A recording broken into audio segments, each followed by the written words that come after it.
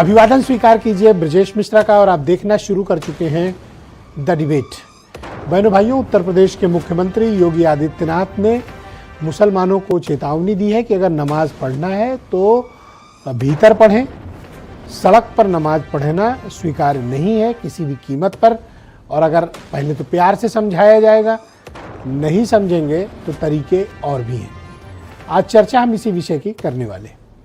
बहनों भाइयों, जैसे ही हम उत्तर प्रदेश के विधानसभा चुनाव की तरफ बढ़ रहे हैं, उत्तर प्रदेश की राजनीति का माहौल भी वैसे ही होता जा रहा है जैसे पहले था, पहले के चुनाव में था। अब जैसे कल यूपी के चीफ मिनिस्टर योगी आदित्यनाथ का एक स्टेटमेंट आया। उन्होंने कहा कि सड़क पर नमाज पढ़ने वालों को सबक सिखाएगी पुलिस और उनको पहले तो प्यार से समझाया जाएगा और नहीं समझे तो समझाने के तरीके हैं। मतलब इशारों में उन्होंने बड़ी बात कह दी। तो ये विषय अभी क्यों आया?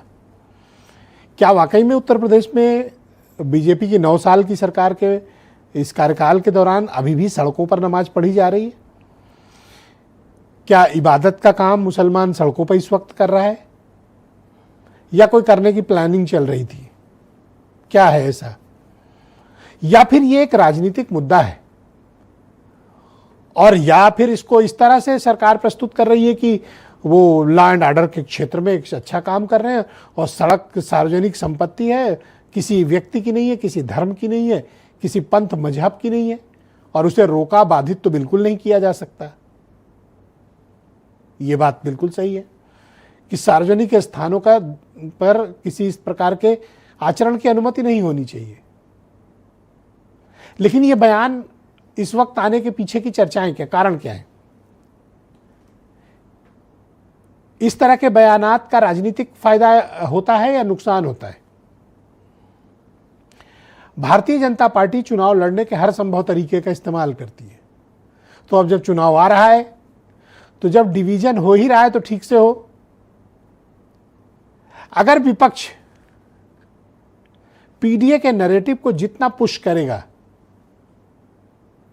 यानी जातियों में विभक्त करने की जितनी भी कोशिश करेगा, भारतीय जनता पार्टी उसको धर्म के बंधन में जोड़ने की कोशिश करेगी।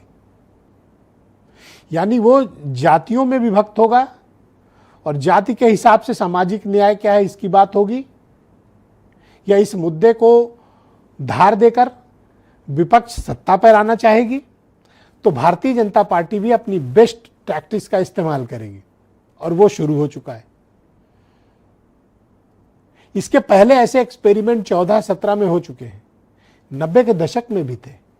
ऐसा नहीं कि कोई अभी आया है। ऐसे मुद्दे, हिंदू मुसलमानों से जुड़े मुद्दे, कम्युनल मुद्दे, ये हमेशा चर्चा में रहते हैं और कभी कभी बहुत डिविडेंड दे जाते हैं, बहुत फायदा दे जाते हैं, लेकिन कई बार बहुत नुकसान भी कर जाते हैं। नुकसान राजनीतिक पार्टी को नहीं बल्कि समाज और देश को। तो इस वक्त ये मुद्दा उठा है, तो इसके पीछे के कारण क्या है?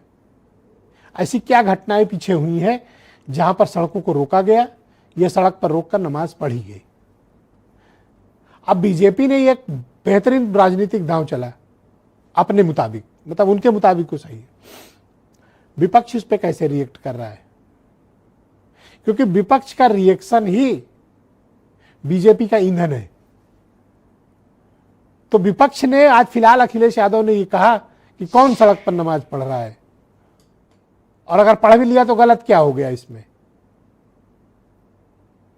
और ये मुद्दों से ध्यान भटकाने की कोशिश है, ऐसा अखिलेश यादव कह रहे हैं। वो पीडीए के न्याय देने की बात करते हैं, वो अति पिछड़ों, गरीबों, दलितों की बात करने लगते हैं। लेकिन क्या इस मुद्दे ने उत्तर प्रदेश में कोई राजनीतिक रंग जमाया? समाज में इसका क्या संदेश गया है?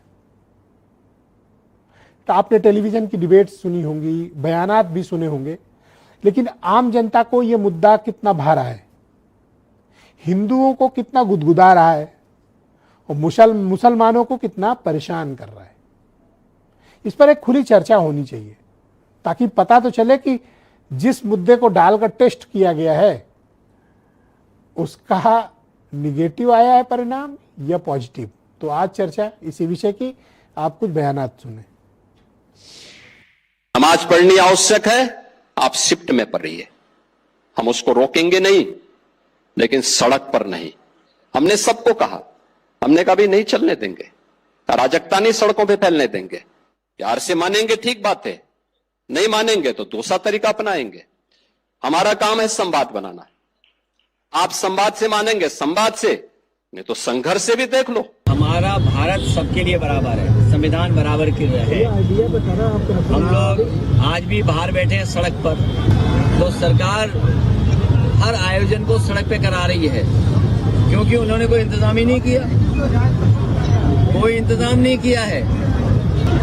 किसी के धर्म से खिलवाड़ नहीं होनी चाहिए। हमारा संविधान, हमारा लोकतंत्र कहता है कि सबको बराबर का अधिकार है। भारतीय जनता पार्टी ये चाहती है कि हम बहस करने लगे और चीजों पर।